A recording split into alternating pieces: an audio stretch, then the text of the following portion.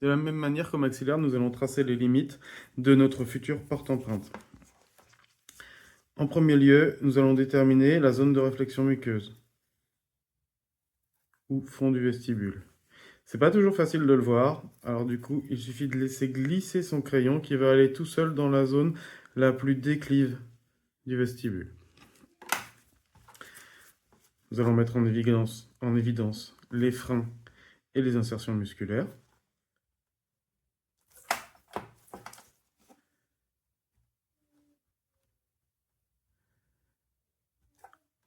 La crête postérieure, les crêtes postérieures et leur projection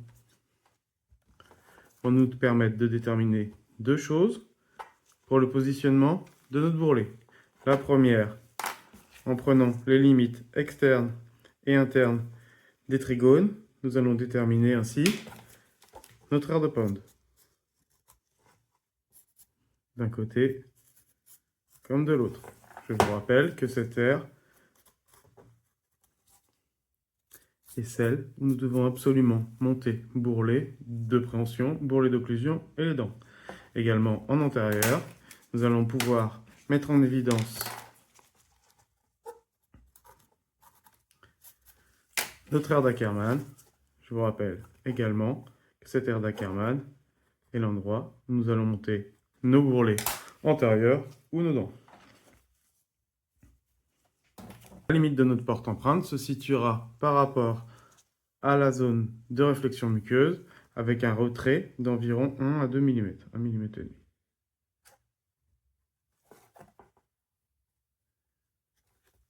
Nous englobons les trigones.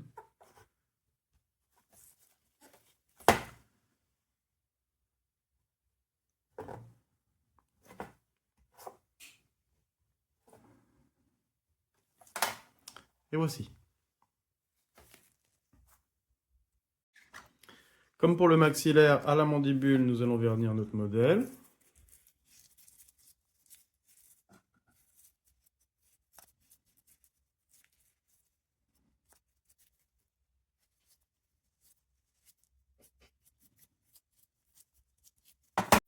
De la même manière que nous l'avons fait pour le maxillaire, nous allons réaliser la base prothétique en résine chémopolymérisable pour la mandibule, avec une petite variante. Monsieur, on n'a pas le rouleau. Alors, comment on fait quand on n'a pas le rouleau? Pas bien compliqué. On prend toujours de petits plastiques. Ça peut être une pochette de classeur, un feuillet de classeur perforé. Ça peut être... ici, c'est un sac de transport de prothèses. On fait pareil. On réalise sa résine.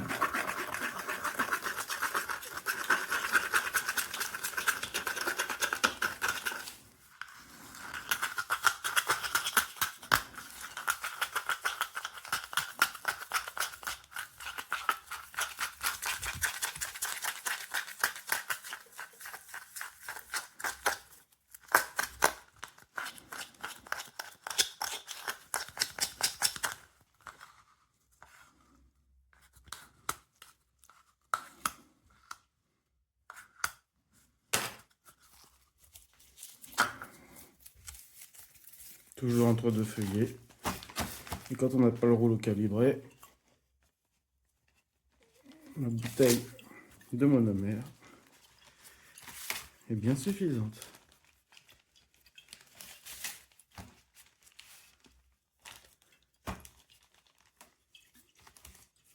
Voilà, épaisseur environ 3 mm, 2 à 3 mm. Plutôt 3, comme on va l'étirer en l'appliquant.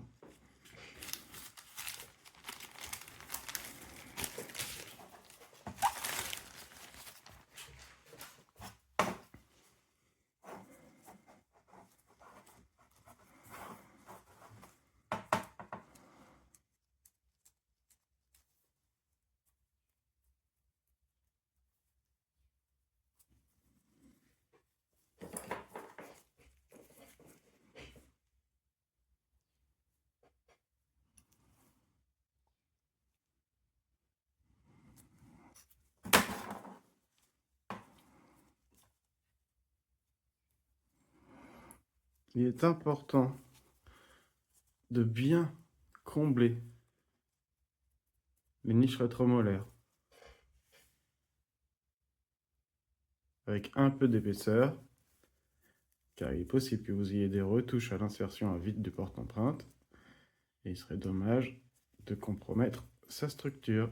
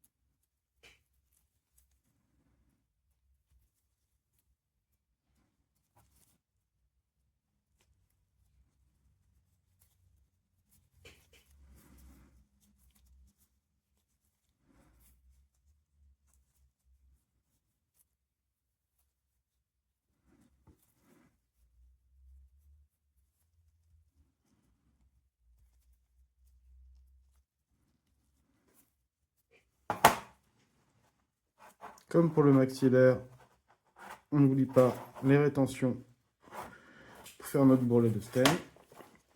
À différence du maxillaire,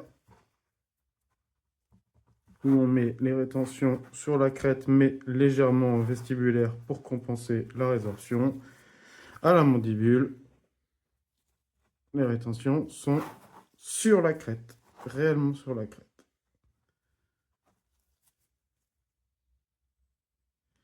C'est pour ça qu'il est utile de s'aider des projections de tracés que nous avons fait tout à l'heure, que ce soit pour l'air de Pound ou pour l'air d'Ackermann.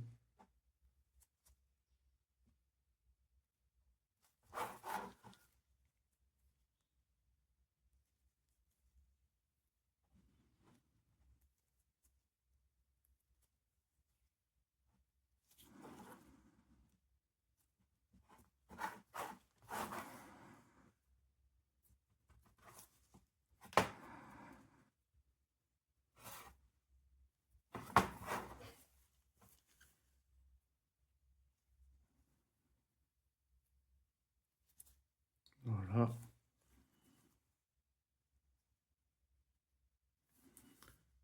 Et voilà. À la mandibule, de la même manière qu'au maxillaire, on va venir démouler. Voilà.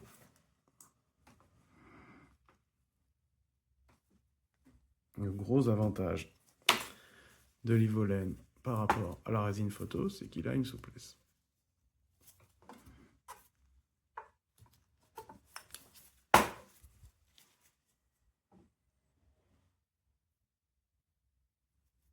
Comme pour le maxillaire, réduction tout en gardant une épaisseur suffisante au niveau des niches rétromolaires afin de permettre les retouches au moment de l'insertion.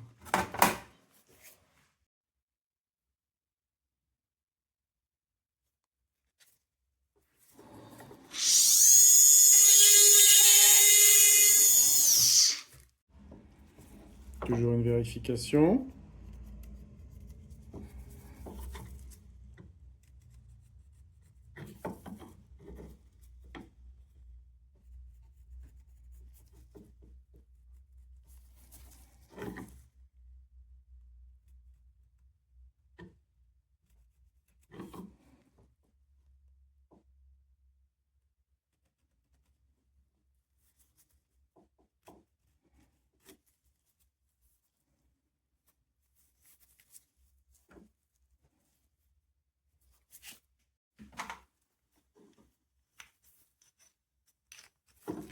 Vérification.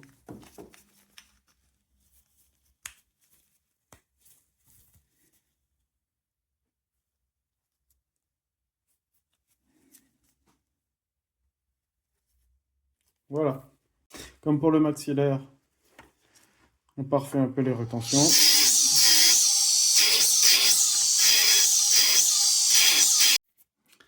À la mandibule, comme pour le maxillaire, la réalisation, le protocole de réalisation est identique.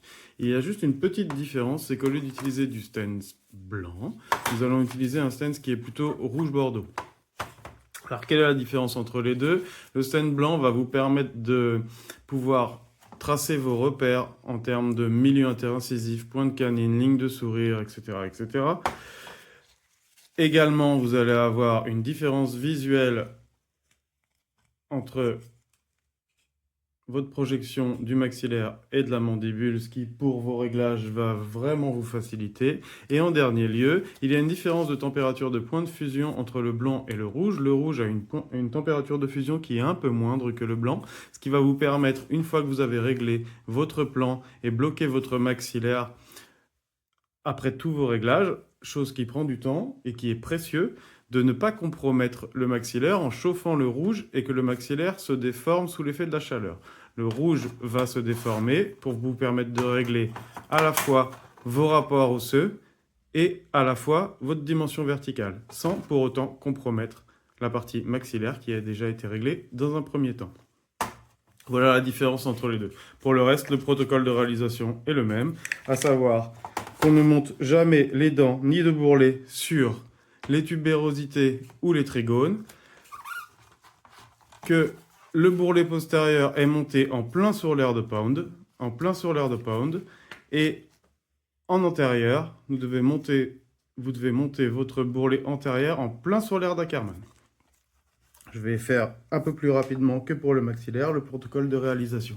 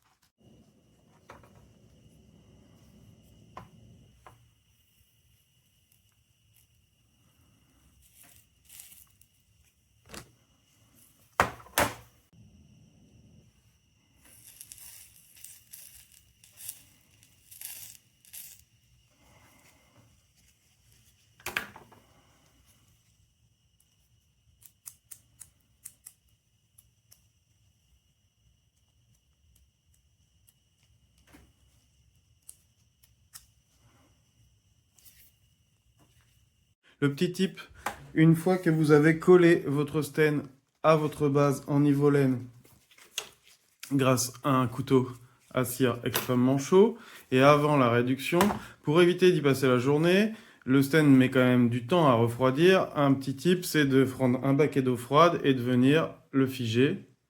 Ainsi, il est tout dur et vous pouvez le travailler très vite. Ok.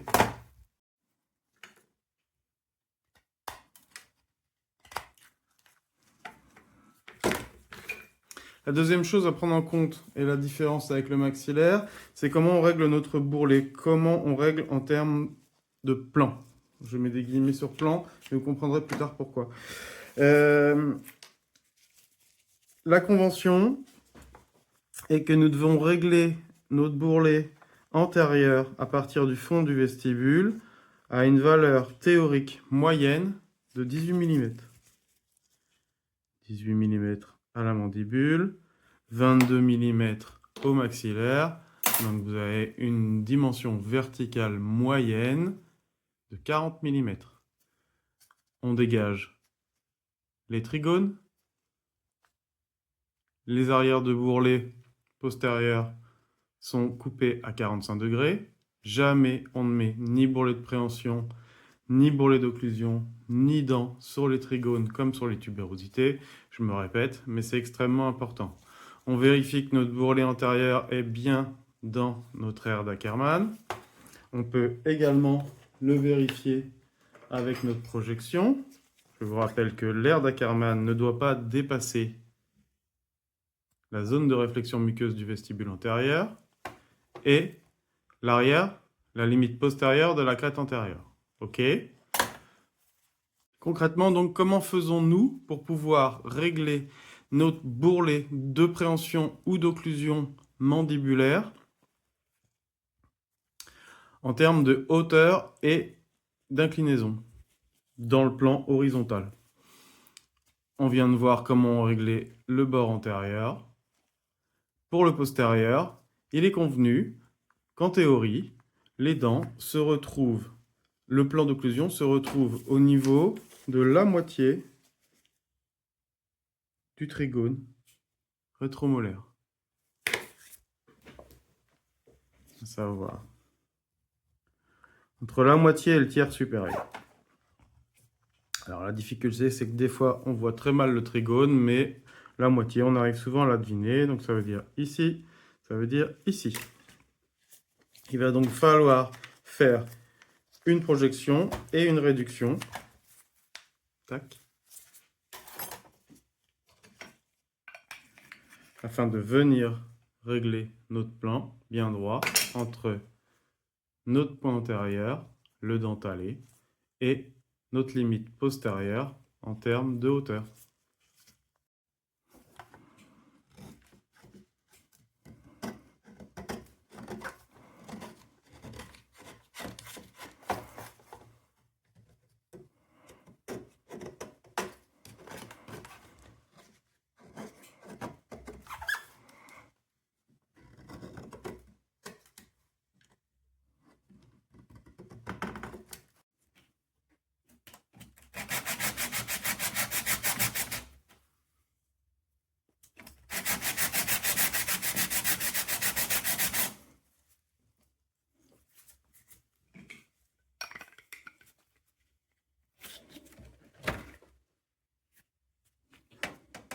Limite antérieure,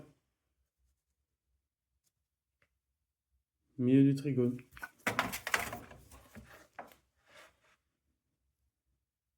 Il nous reste à calibrer les bords.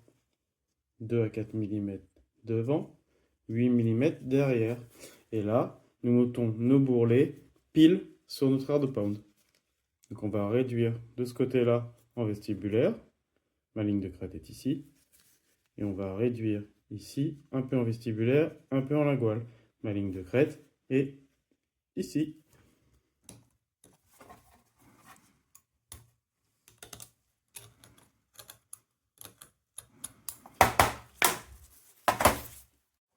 Petit point sur le calibrage fin à la fraise. Il est vraiment important de tourner moins vite avec le rouge. La raison est simple, le température de fusion étant moindre, il va plus vite fondre dans les dentures de la fraise et vous allez voir que c'est assez galère à rectifier. Donc vraiment, je vous encourage à y aller tranquille. Quand on y va trop fort, au bout d'un moment, le stem se met à fondre et il s'entortille dans la denture. Mais plus du tout aucun mordant. Et la seule façon de récupérer ça,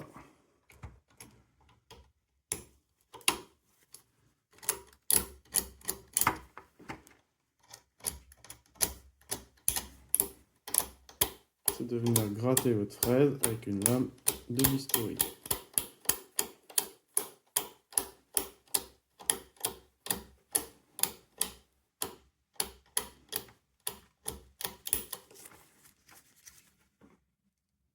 Ok. Une fois la calibration fine à la fraise réalisée, il est temps pour nous de vérifier que nous avons bien respecté tous les règles théoriques qui nous ont été enseignées. À savoir, est-ce que mon bourrelet postérieur est dans l'aire de pound?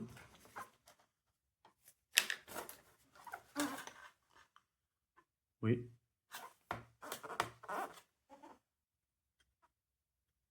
Oui. Est-ce que mon bourrelet antérieur est dans l'aire d'Ackermann? Oui. Est-ce que j'ai dégagé les trigones et les tubérosités? Oui. Oui.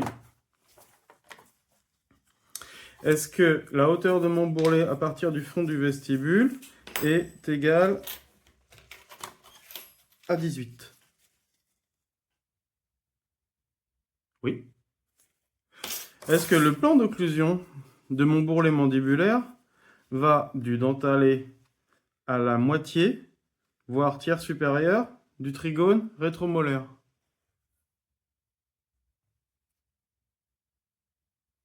Oui.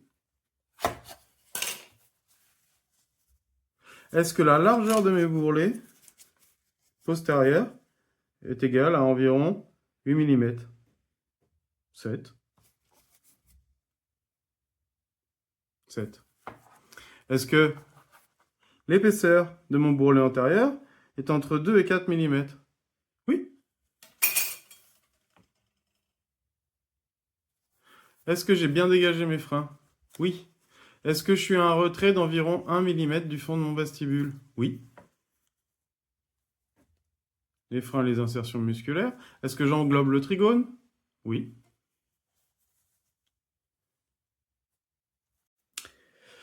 Les porte-empreintes avec bourrelet de préhension en stent sont à présent terminées. Ces porte-empreintes sont également utilisables en tant que base d'occlusion avec bourrelet d'occlusion en stent et base en résine chémopolymérisable type Ivolène. Vous savez à présent comment concevoir le tracé, quels sont les protocoles de réalisation, quelles sont les étapes de contrôle. Je vous remercie de votre attention.